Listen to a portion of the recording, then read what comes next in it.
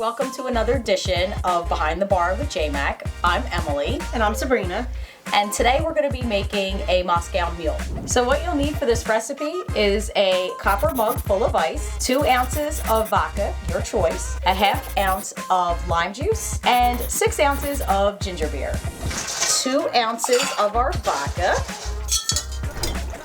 We're using Tito's today, but you could use any type of vodka. And then we're going to do a ½ ounce of fresh squeezed limes.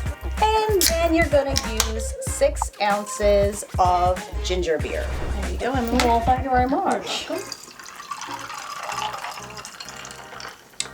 Here we have it. There's your Moscow Mule. And what else do we have?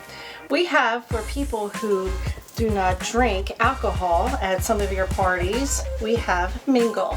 And this is already presented to you with the ingredients except the alcohol.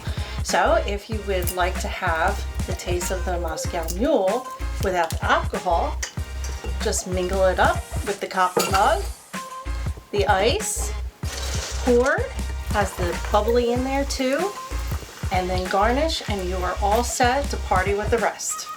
There we go. Cheers. Cheers.